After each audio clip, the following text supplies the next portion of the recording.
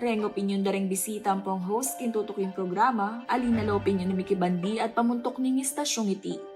Mabiyasa tamo sanang sumuring niya masamas.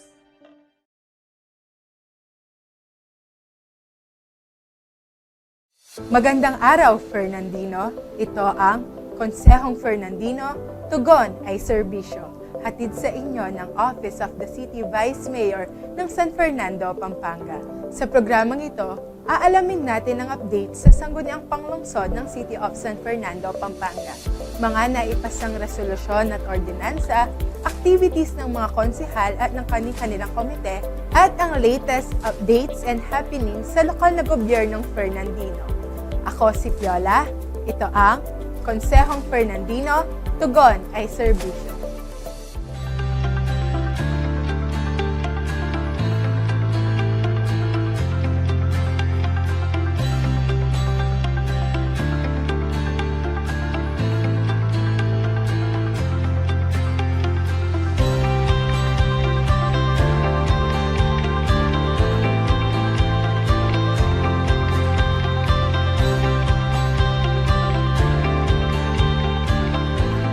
Konsehong Fernandino, tugon ay serbisyo.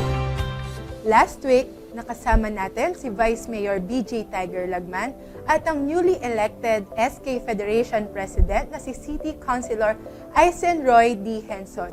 Nakilala natin siya at nalaman natin ang duties and responsibilities ng isang SK Federation President. Ngayong araw, makakasama pa rin natin ang ating Vice Mayor BJ Tiger Lagman, kasama ang isa sa ating City Councilor Reggie G. For David, upang magbigay ng update sa kanyang komite kasama si Kevin. Maraming salamat, Piola. Magandang araw, Vice Mayor BJ. Magandang araw, Councilor Reggie. Magandang araw din, Kevin. Magandang araw, Kevin, at sa atin pong mga televiewers. Magandang araw, Councilor Reggie, at sa atin pong mga televiewers at mga taga-subaybay sa ating programa. Magandang araw po.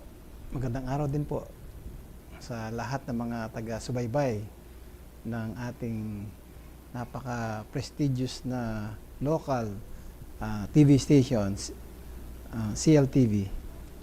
And GNN also. And GNN. Councilor G4, maraming salamat po sa pagpayag niyo na makasama po kami dito sa programang Konsehong Fernandino, tugon ay serbisyo. Ngayon, sir, kumusta naman po ang naging isang taon po na pagsaserbisyo bilang isang sangguniang panlungsod member or city councilor po ng ating syudad? Bago ko sagutin yun, gusto ko munang sabihin, isang tawag nyo lang. Nandito po ako. Kahit saan man ako. It's always a pleasure. Ganyan po ang gusto kong dapat nating i-maintain sa sanggunian. Nagtutulungan, nagmamahalan, nagre-respetuhan. Kaya kahit kumakain ako kanina, sabi ko, aalis na ako dahil nga sabi ng aking staff, paalis na si Vice Mayor. So, ganyan kalakas ang Office of the Vice Mayor. Kay Councilor G4. Thank you, Councilor Reggie. And always a pleasure having you with us sa ating programa. Tungkol naman sa isang taon, parang higit na tayo ng isang taon. Panibagong karanasan po sa aking yugto ng buhay. Dahil nga dati po akong barangay captain at ngayon ay isang city councilor na kung saan nakita ko yung mga kakulangan pa ng barangay, kaya alam ko yung mga pangangailangan ng mga bawat 35 barangays dito sa Ciudad San Fernando. Ngayon ako yung city councilor na, yan po yung aking advocacy, paano lalong palakasin ang paggogobyerno ng Ciudad San Fernando. Yun po ang lumipas na higit isang taon bilang city councilor, Sir Kevin. Alam mo, Kevin, to add kay Councilor, for the first 1 year and a half, isa siya sa mga, most of them, talagang diligently attending, not just attending the regular session, pero talagang yung present sila sa mga deliberations and nandyan. And plus the fact that Councilor Reggie always attends the programs and especially flag raising ceremonies as well. Isa yan sa mga a good trait and example sa ating mga local legislators na nakaka-attend palagi And not just being present, but yung present sila is being, na-appreciate natin. Kumbaga, Vice at Councilor, siya yung role model, isa sa mga role models ng Sangguniang Panlusod members. And of course, we are grateful for that, Councilor, sa inyong efforts, sa inyong pagmamahal sa legislatura at sa ating mga kapwa Fernandinos. At Councilor, maaari po ba namin maitanong kung ano-ano po ang committees po na pinamumunuan nyo ngayon? Ang aking committee po na napakapalad ko na appoint bilang isang chairman ng Ways and Means, yung income ng ating syudad, kung paano maghanap ng pagkakakitaan, mga taxes. Pangalawa po yung human rights and social justice. So, yun po yung aking mga committees na hinahawakan po. Alam mo, Kevin, ang Ways and Means Councilor is it's a very powerful I agree, committee, sir. Although, yun nga, sabi ni Councilor, it entails taxation, local taxation. Pero, yan ho ang isa sa mga backbone ng developed LGU, city government. Kung wala ho yan, we cannot sustain our progress and development in the city. So, marapat lang na ang committee ay in place at saka really finding ways, Kaya ways and means yan Councilor, 'di ba? Kayo yung nagtatrabaho kung paano pwedeng maging efficient yung collection natin, local source, and as well as how to manage our financial capacity rin for the years. Tsaka Vice, ang committee ko bilang sa Ways and Means, dahil isa rin po akong negosyante kung saan pinapahalagahan natin po ang Ciudad San Fernando ang mga bawat perang binabayad nila. Kaya alam ko po yun na kailangan tayo pong mga city official, alam po natin kung paano gugulin sa nararapat na pag mga project natin, mga activities natin, mga programs, dahil po yun po yung pinakamaganda sa Ciudad San Fernando, yung tinatawag na transparency and good governance. We maximize our resources for the Fernandino's welfare. Tsaka yun po, dahil isa rin po akong negosyante, binibigyan din po natin ng mga suporta o pribileho like yung amnesty. Nung nakaraang taon, dahil galing po tayo sa pandemic, gumawa po tayo ng ordinance na napakabilis na aprubahan ng mga kasamahan ko sa sanggunihan, yung General Tax Amnesty Ordinance, upang makabawi po yung mga negosyante ng mga taga San Fernando. Kung saan wini-waive, Councilor, natin ang Wini-waive po natin yung mga penalties, charges, mga yung lang principal lang. dun sa mga real property. Tsaka po sa mga business, yung mayor's permit, yung nakaraang taong ganyan po ginawa natin, Vice Mayor. So, malaking tulong. Opo, hindi lang po tayo naniningil, kumbaga tumutulong pa po tayo sa mga negosyante, kaya nga business friendly po ang San Fernando. Yes, opo. Actually, it's a good thing that, of course, Councilor Reginaldo David himself is a businessman. Nalalaman niya na hindi lang syempre yung pag-ikot ng pera, dahil siya mismo alam niya at sanay siya sa mga ganong usapin. And of course, the city is lucky and also asking for updates po for the Committee on Human Rights and Social Justice. Sir, sa dalawang committee po na inyong pinamumunuan, kumusta po? Ano pong updates na ibibigay natin? Regarding naman po sa human rights, recently lang po, nung nakaraang Thursday, Friday, sinamahan ko po sa Baler yung mga PWD natin, na kung saan doon ko narinig yung lahat ng mga karaingan nila upang ipaglaban ang karapatan nila. PWD na nga sila, kaya dapat natin silang i-prioritize sa mga programa ng Ciudad San Fernando at kung paano i-allocate yung mga funds nila upang yung masaya lahat sila. Narinig ko rin yung mga yung mga parking nila, yung mga ramps nila, ang mga gusto pa namin gumawa ng batas na kailangan bawat establishment may mga PWD na nagtatrabaho para may kapansanan man sila po ay nagiging productive pa rin. Sa katunayan nga, ako'y namamangha sa kanila. Mayroong PWD nagka-tricycle. Samantalang yung iba, nagpapalimos. Kumpleto. Yung PWD, nagta-tricycle, yung iba, nagbebenta ng goto. Nakaka ano po yung mga nakikita natin sa PWD. Kaya, yun po yung aking paglalaban, yung kanilang karapatan.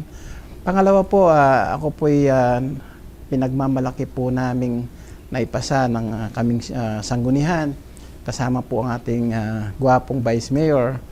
Yung tinatawag na Human Rights Action Center, na kung saan po, kung ano man ang mga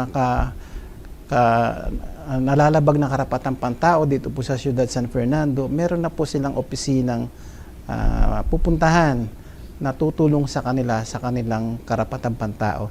Dito po siya City Hall, yung opisina po ng ating City Legal, si Attorney Teodoro po. So siya po magre-refer kung saan po nila idudulong yung kanilang mga nalabagan na karapatang pantao. Napakahalaga niyan, Counselor, ano? Kasi bata, matanda, babae, lalaki, lahat ng sektor, ano, may karapatang pantao. Kaya minabuti ng Ciudad San Fernando ito ka pwede ay office, no, na magke-cater sa mga ganyan pagkakataon, no? Ang isang gobyerno dapat po upang maging effective and efficient at ano po yung kanilang paggogobyerno, yung pong karapatang pantao dapat po hindi naisasantabi yan. Tama. Anong kwenta ng gobyerno kung ang karapatang pantao nababali walang kwenta? Kaya yan po yung pangarap ng Ciudad San Fernando, yan po yung pangarap ng mga nanunungkulan, lalong-lalo na kayo po, kasamahan ko, na wala pong maiiwan na mga karapatang pantao dito. Sisiguraduhin po natin na lahat po ay matutugunan upang tayong lahat po ay masaya. In connection dun sa PWD counselor, no, I was happy dun sa McDonald's na bagong open, ano, sa San Fernando. Yeah. Meron nag-employ sila ng PWD employee. So nakatuwa, sabi ni counselor, no, yung batas, we will revisit it, tapos kung pwede all establishments, no, kung kakayanin at kung qualified din naman sila, di ba? So hindi lang para sa kapakanan ng mga PWD but also giving respect sa community, sa mga kapatid nating may kapansanan. Saka isa po, Vice, yung LGBT, yung gender sensitivity, dahil po karapatan din nila kung ano man ang kanilang kung anong gender sila, no? Kaya ako po'y nagagalak nakapunta sa invitation ng Holy Angel na napag-usapan po namin yung mga LGBTQ plus na yan, na napakahalaga rin po na ibigay natin ang kanilang karapatan. So sa ngayon ho, nakaka-formulate, nakaka-isip na po ng idea para wala pong nabubuli sa kanila, sila'y nire-respeto. Yun po ang pangarap ng city government ng Ciudad San Fernando. Napakaganda pong mapakinggan po. Sa inyo po mismo nanggagaling counselor bilang, of course, chairperson ng Committee on Human Rights and Social Justice. Maraming salamat, Councilor G4. Huwag po kayong aalis, Fernandinos. Magbabalik ang Konsehong Fernandino, tugon ay serbisyo.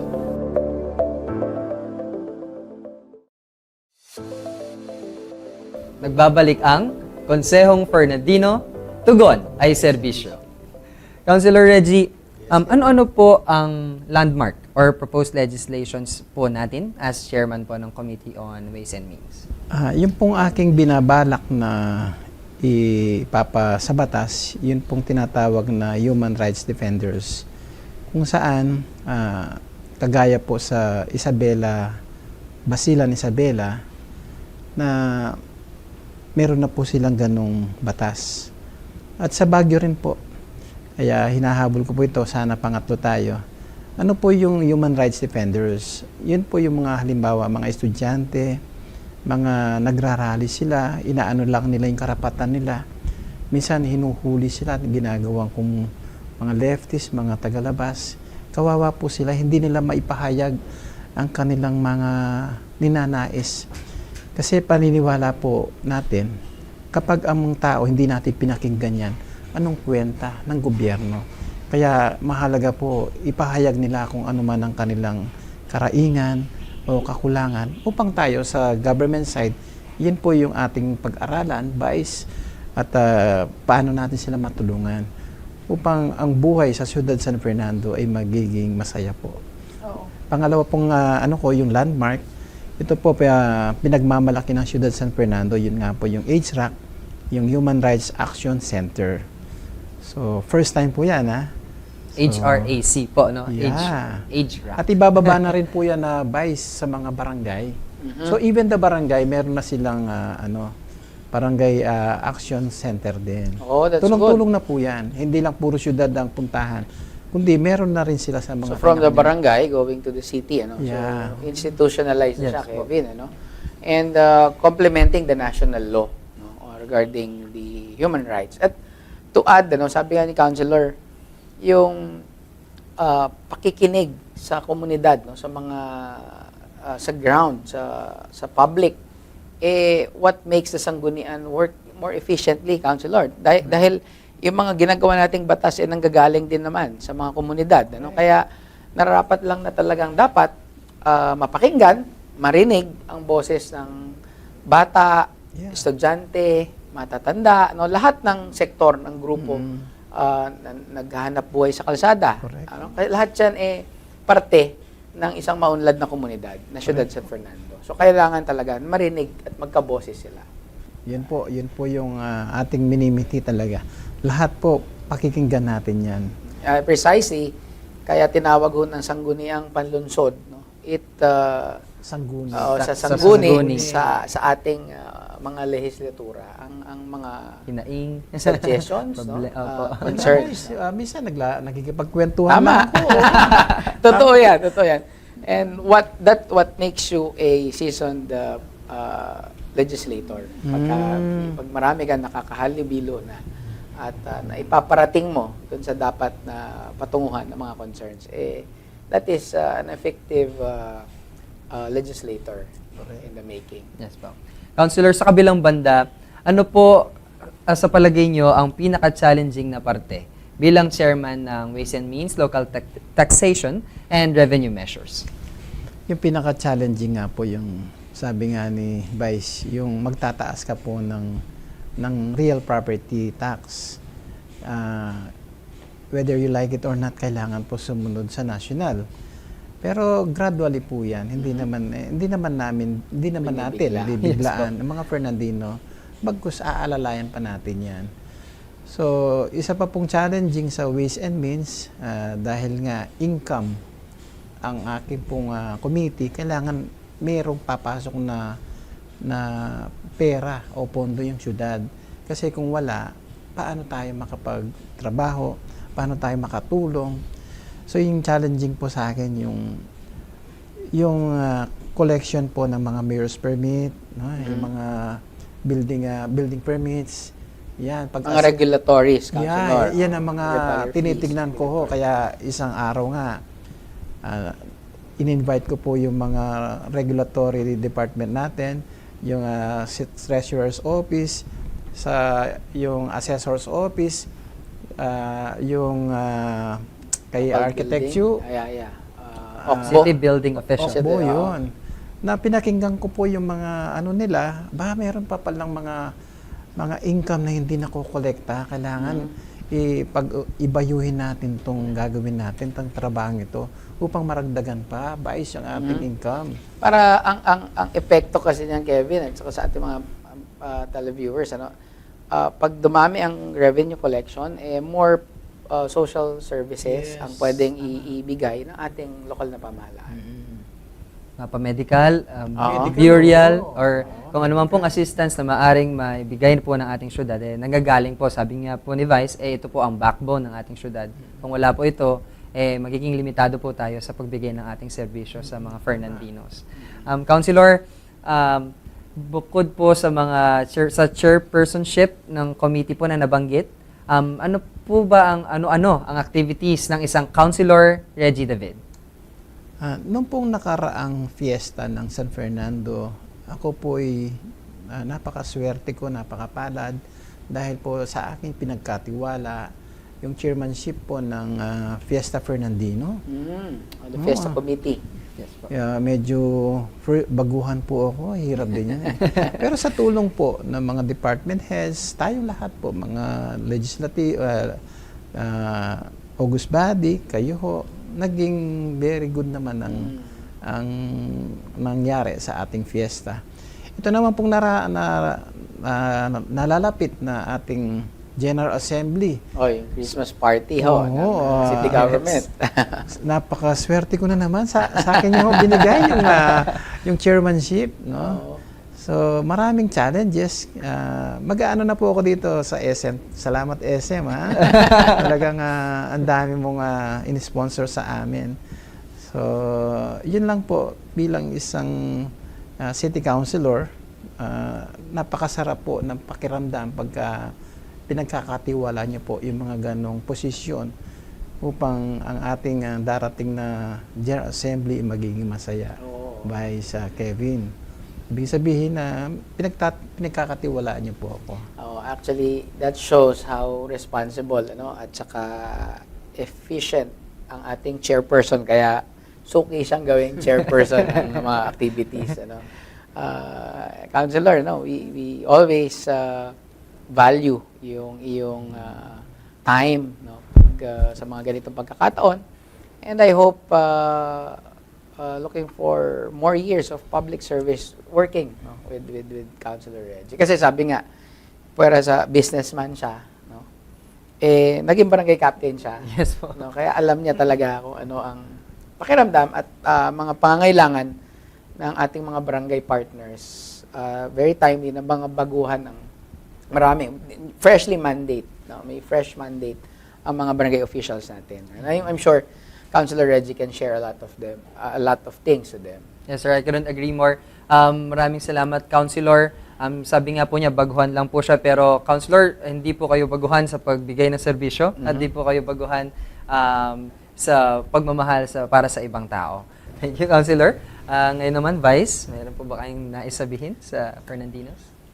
Thank you, Kevin. Councilor, hindi naman nagkamali ang mga nagboto sa tiwalang binigay sa iyo dahil sinusuklian mo ng serbisyo. Tayo ho sa 8 Sangguniang Palunsod nagpapasalamat sa lahat ng mga Fernandinong tumatangkilik sa mga programa ng ating syudad at sa mga polisiya ng national government at ng mga lokal na ordinansa at resolusyon para sa isang mas maunlad na syudad San Fernando. Always a pleasure, Councilor, na makasama kayo sa ating mga programa nang sa ganon ay malaman ng mga Fernandinos ang ating mga ninanais at mga programang gusto pa nating pagtulungan para sa syudad San Fernando. At sa mga susunod pong panahon, we want to, ang gusto ho natin ang gobyernong Fernandino kasama ang komunidad sa panunungkulan. So this program aims to para maging para interactive yung ating 8 Sangguniang Palunsod para sa mas maunlad at matagumpay na syudad San Fernando. Huwag ko kayong magsasawang sumuporta sa mga programa natin sa syudad San Fernando. At ayan po, marami na naman tayong natutunan sa episode na ito kasama ang presiding officer ng Sangguniang Panlungsod na si Vice Mayor BJ Tiger Lagman at Councilor Reginaldo G4B David. Sa susunod na mga episode, Fernandinos, makakasama pa natin ang mga city councilor upang magbigay impormasyon sa ating Fernandinos tungkol sa kanilang komite. Maraming salamat sa lahat na nakinig at nakibalita sa 8 Sangguniang Panlungsod ng City of San Fernando, Pampanga. At ito ang Konsehong Fernandino, tugon ay serbisyo.